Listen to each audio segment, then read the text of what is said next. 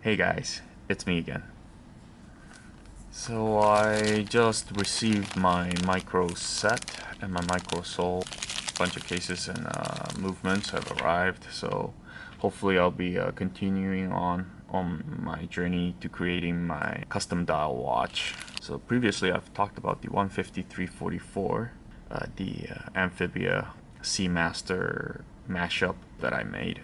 So today I'm gonna talk about what I did with the 150 case. I left it untouched for about a year because I just didn't really see myself wearing that case shape. But it was I think about a year ago I decided to try to open myself up to exploring that case shape, and it was around the time I was infatuated with the Seiko Captain Willard 6105 8110, and the new reissue, which is the SLA 033, I think. That's a gorgeous watch, right? And you know, and that case shape, I wasn't always a fan, and you know, I think it's an acquired taste, even with the Seiko King Turtle. So I thought I should open myself up to experiment with case designs that I might not be a fan of to start off with, and see, you know, if there's anything there. It was last year I decided to put in the 916 dial to the 150 case. It's still polished and everything, and it's got the bezel from the 120 case. I had it on a blue leather strap. To be honest, it wasn't my thing, but I felt like there's a lot of things that I could do to make it into something that I might like.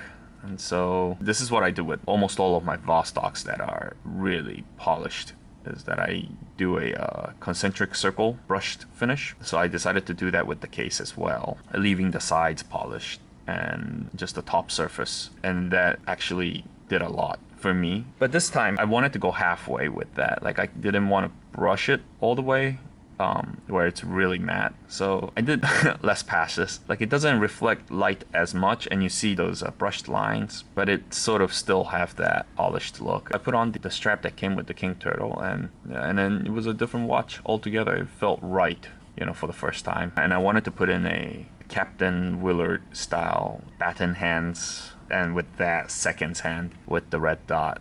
This is what I ended up with.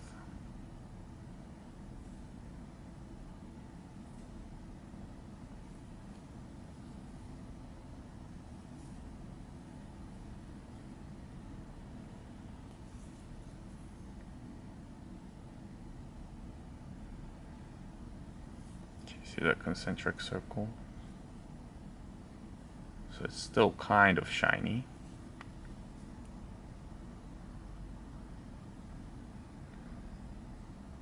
There's that brushed marking, so it's got a scratch on it.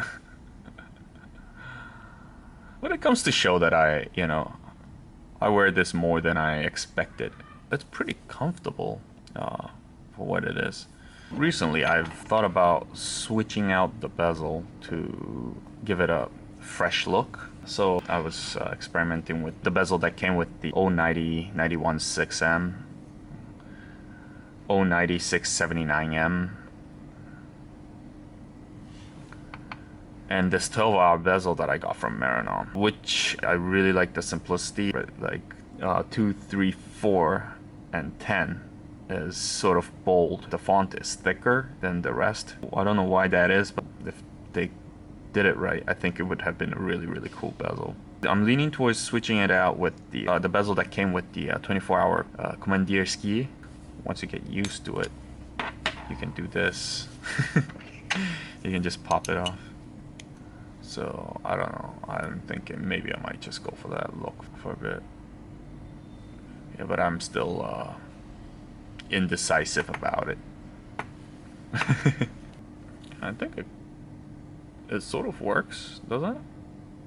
If I didn't have such a fetish for steel bezels, I think it works. The 120 bezel is a lot more subtle. It just, you know, it's very comforting to see this combination. And I guess that's how much I really like this bezel, really. But yeah, the option's always there, I guess. Actually, it's not too wide. and it has a bit of that simplistic vintage vibe to it, I guess, in this configuration. Yeah, and I've grown to like it. So I guess not everything is love at first sight. So it's fully wound. So I'll show you that on these guys,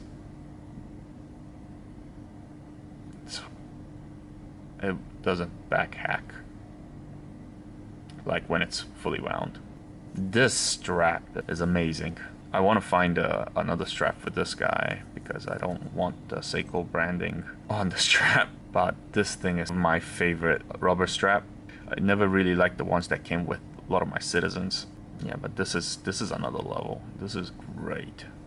So that's about it with this one. Thanks guys. Bye.